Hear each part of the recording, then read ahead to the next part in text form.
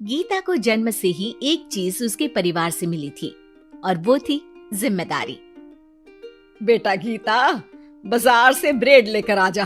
तेरे छोटे भाई बहन को भूख लगने का समय हो रहा है। जी माँ, अभी लेकर आती हूँ। और तुझे बोला था ना कि नौकरी ढूंढ ले। पापा की नौकरी से अब घर चलाना बहुत मुश्किल हो रहा है। तेरे और भी 3 भाई बहन है बेटा। माँ, मैं गई तो थी एक फैक्ट्री में, लेकिन उन लोगों ने कहा कि मेरी उम्र कम है। ओहो, तो किसी और दुकान में देख ले या फिर कपड़े सिल लिया कर। लेकिन अब बेटा। हाँ माँ, मैं तुझे समझ सकती हूँ। मैं कल फिर जाऊंगी। बेटा देख ले, पिता भी बुजुर्ग हो चले हैं। मैं कभी कभी सोचती हूँ कि 4 घर का काम पकड़ लूं, लेकिन ये समाज। गीता माँ को गले लगाकर वहाँ से चली जाती है। धीरे धीरे वक्त गुजरता है और गीता के पिता से भी काम नहीं हो पाता है। अरे गीता की माँ, अब काम करते हुए हाथ कांपते हैं। किसी भी बच्चे की शादी नहीं हुई है। चिंता होती है, पता नहीं घर कैसे चलेगा। तभी पास की मौसी उन लोगों के घर आती है। अरे गीता की माँ, चिंता ना करो, तुम लोगों की परेशानी का हल है मेरे पास। आओ बहन, क्या हल है? कोई खजाना मिल गया क्या? अरे खजाना ही समझो। गीता की शादी के लिए एक लड़का है। लड़का अच्छी नौकरी करता है, अपने 2 मकान है और शादी के बाद वो तुम लोगों का ख्याल भी रखेगा। ऐसा क्या देख लिया गीता में उसने जो इतना सब करने को तैयार है? अरे भाई साहब, अब आप लोगों से क्या छुपाना। लड़के की पहली बीवी का स्वर्गवास हो चुका है और 2 छोटे बच्चे भी हैं। अरे क्या बोल रही हो मौसी? नहीं नहीं, मैं ऐसी जगह अपनी गीता की शादी नहीं करूंगी। हाँ, मैं भी गीता को किसी ऐसे घर में नहीं भेजूंगा जहाँ 2 बच्चे पहले ही हो। देखो, गीता मेरी भी बेटी जैसी ही है। अरे लड़का बहुत ही शरीफ है, हो सकता है उसके भाग्य में गीता हो। वो याद नहीं, बच्चे इतने छोटे हैं कि असली माँ और सौतेली माँ में फर्क भी नहीं समझेंगे। अरे लेकिन गीता ही क्यों? क्योंकि गीता को मैं जानती हूँ, कोई दूसरी लड़की उन बच्चों का जीवन खराब कर देगी। काफी मनाने के बाद और हालात को देखते हुए गीता की शादी गणेश के साथ हो जाती है। गीता, मैं ऑफिस जा रहा हूँ, तुम्हें कुछ चाहिए तो मैं ले आऊंगा। मुझे कुछ पैसे दे दीजिए, मैं घर जाना चाहती हूँ। अरे लेकिन बच्चे। आप बच्चों की चिंता मत करिए, वो भी नानी का घर देख लेंगे। गणेश को गीता की बात अच्छी लगती है। वो उसे पैसे देकर ऑफिस चला जाता है। गीता दोनों बच्चों को लेकर माँ के पास जाती है। अरे मेरे नाती और नातिन, कितने प्यारे बच्चे हैं गीता। हाँ माँ, ये तो दोनों बच्चे मेरे ही हैं। चलो जाओ, अपने मामा और मौसी के साथ खेलो। फिर क्या था, गणेश के बच्चों को ननिहाल और गीता को अपने घर को पालने के लिए गणेश का सहारा मिल जाता है। माँ, ये पैसे ले ले, इनसे तू घर की टूटी छत बनवा लेना और राशन डाल लेना। और हाँ, मैं ना ये कपड़े भाई बहनों के लिए लाई हूँ। धीरे धीरे गीता का घर भी संवरने लगता है। वो अपने ससुराल में भी अच्छे से रहती है और फिर गीता को एक बेटा होता है। गीता, तुम चाहो तो अपनी माँ को यहाँ मदद के लिए बुला सकती हो। फिर क्या था, गीता की माँ बेटी के घर आ जाती है। लेकिन अब उसकी माँ गीता के बेटे और गणेश की पहली बीवी के बेटे से भेदभाव करने लगती है। अरे सारा दूध तू ही पी जाएगा, चल छोटे भाई को दे गिलास। लेकिन नानी, ये तो मेरा दूध है, वो अपना ग्लास खत्म कर चुका है। अरे चुप, बिल्कुल चुप, बड़ा आया मेरा गिलास वाला। तभी वहाँ गीता आ जाती है। माँ, ये क्या बोल रही है? वो छोटा है और बहुत दूध है किचन में। अरे बहुत है तो क्या सारा इस सांप को पिला देगी? अपने बेटे का ख्याल रख, कल को तेरे 2 घर में से एक का हक मांगेगा तो क्या करेगी? माँ, तो दोनों का ही तो हक है ना प्रॉपर्टी में। अरे ना बेटा, सारा हक इस छोटे का है, तू समझती नहीं। कल को बड़ा होकर ये तेरे बेटे को जान से भी तो मार सकता है। अब माँ सारा दिन गीता को गणेश की पहली पत्नी के खिलाफ कान भरती। अब गीता भी माँ के रंग में रंग जाती है। एक दिन, सुनिए ना, हम लोगों के 2 घर हैं, एक घर क्यों ना मेरे बड़े भाई को दे दे, उसकी शादी हो गई है। और फिर हमारे तो दोनों बच्चे छोटे हैं, बड़े होंगे तब तक तो वो घर हमारे काम का नहीं है ना जी।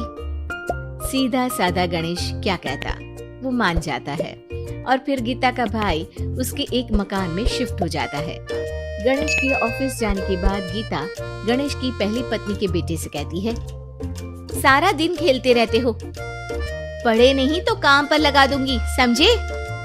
बेटा, जो अब सौतेली माँ से सहम चुका था, एक फैक्ट्री में जाता है। साहब, कुछ काम मिलेगा? बेटा, मुझे एक ऑफिस बॉय की जरूरत है, लेकिन तुम तो अच्छे घर के लगते हो। हाँ हूँ भी, लेकिन फिलहाल काम की तलाश है। बेटा एक फैक्ट्री में चपरासी बन जाता है और एक दिन दुखी गणेश का स्वर्गवास हो जाता है। अब तो तेरे पापा भी नहीं रहे, चल निकल इस घर से। अरे क्या बोल रही है बहन, इस घर में इसका कानूनी अधिकार है, कहीं कोर्ट कचहरी का चक्कर लगा तो तू इस घर की भी नहीं रहेगी। अरे तो अब क्या करूं?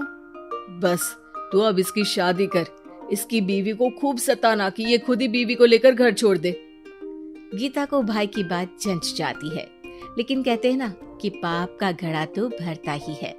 बेटे की शादी के बाद उसकी बीवी सास से भी 4 कदम आगे निकलती है। ए, क्या सारा दिन सोती रहती है, कोई काम नहीं है क्या? चल निकल इस घर से और अपने पति को भी लेती जा। हाँ हाँ तो चली जाती हूँ, वैसे भी ससुर जी के 2 मकान हैं, तो एक तो हमारा ही है, बस अब तो आप हमें अलग ही कर दो। आय हाय, कल की आई छोकरी मकान दे दूं? अरे वो तो मेरे भाई ने तेरे ससुर से खरीदा था पूरे नकद पैसों में। अच्छा, तो कागज दिखा दो और जो मकान बिकने में पैसा आया उसमें हिस्सा दो, तभी घर खाली करूंगी। सास का पारा 7वें आसमान में चढ़ जाता है, लेकिन करती भी तो क्या, ना तो उसके पास कागज थे और ना ही पैसे। और हाँ सासू माँ, वो मेरी शादी में जो भर भर के जेवर पहने थे ना आपने, वो भी इनकी असली माँ के हैं, उन जेवर पर भी मेरा अधिकार है। देखा था मैंने अपनी पहली सास के फोटो में वो गहने पहने हुई, कितनी सुंदर थी वो, कितना जच रहा था उन पर ये सब। सास तो बहू की बात सुनकर दंग रह जाती है। हे भगवान, ये तो बहुत ही तेज है, इससे पंगा लूंगी तो ना घर की रहूंगी ना गहनों की, और पैसे भी हाथ से चले गए। अब क्या था, गीता को सालों बाद उसका तोड़ मिल जाता है। अब घर में सुख शांति हो जाती है।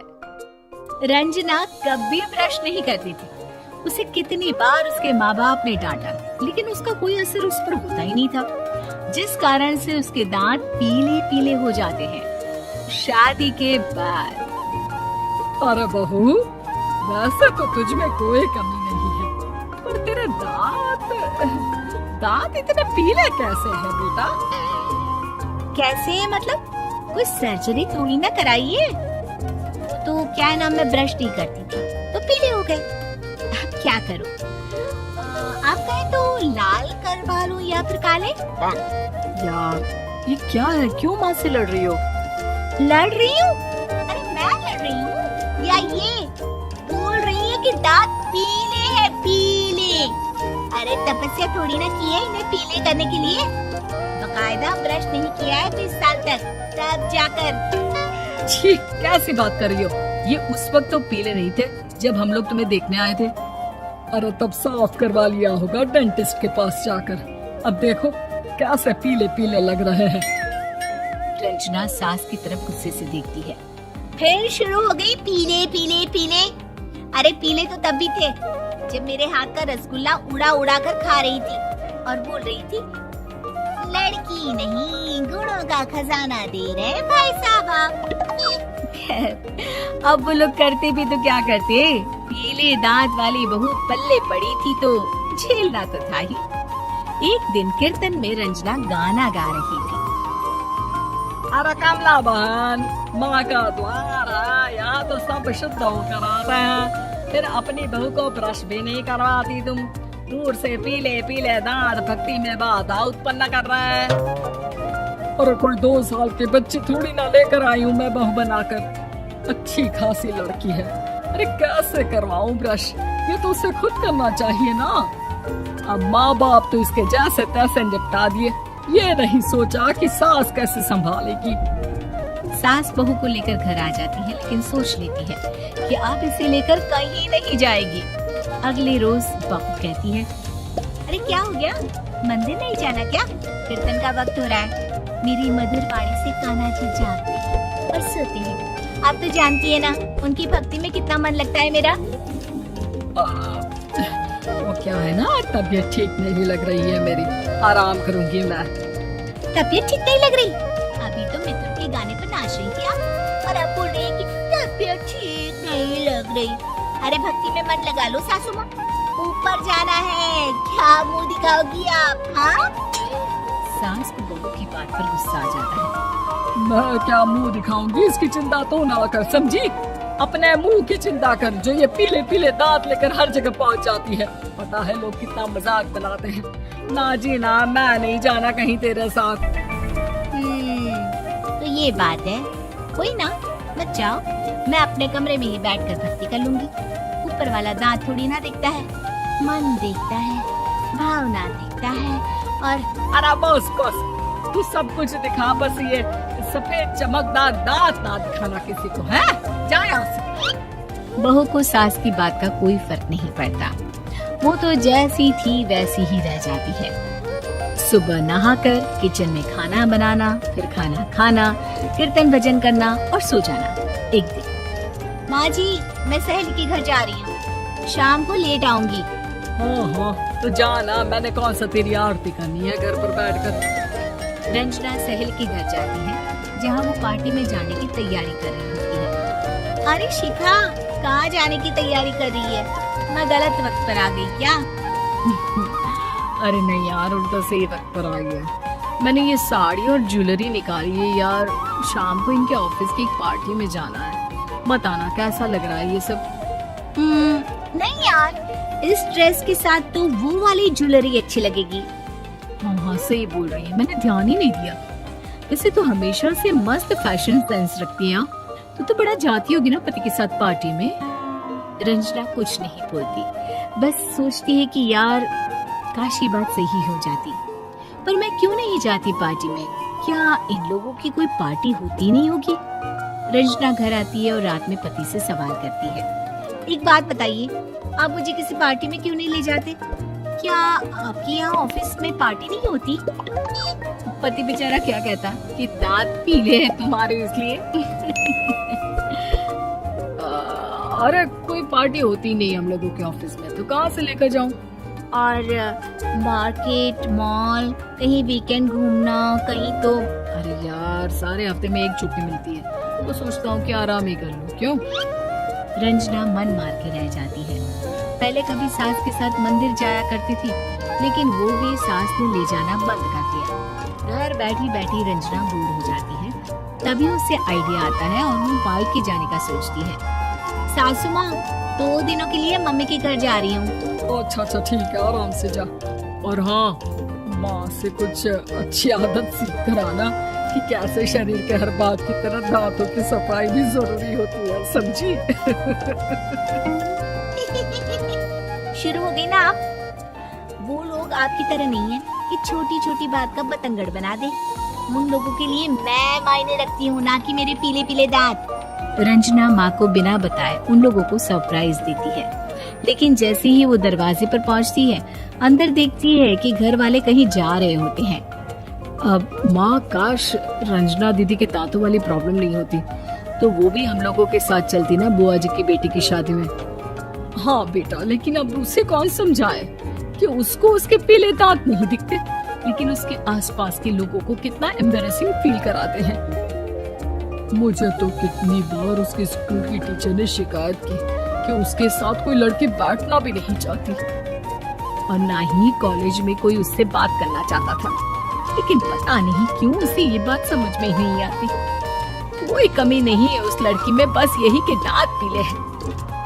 तो भला हो जीजा जी और उनकी माँ का, जो दीदी को जैसी है वैसे ही रखा हुआ है। रंजना को अपने घर वालों की बात सुनकर बहुत दुख होता है। वो सोचती है कि वो क्या करे, लेकिन फिर वो सीधा डेंटिस्ट के पास जाती है, अपने दांत चमकाती है और कसम खाती है कि वो रोज ब्रश करेगी। अरे क्या हो गया, तुम तो 2 दिनों के लिए गई थी ना, पर कोई ना, अच्छा है चलो आ गई तो। रंजना सास के सामने आकर खड़ी हो जाती है और पूरी स्माइल करती है, उसके चमकदार दांतों को दिखाती हुई। चले मंदिर। माँ मुझे माफ कर दीजिए, मैंने आप लोगों को बहुत एम्बैरेसिंग फील करवाया। मैं आज से रोज ब्रश करूंगी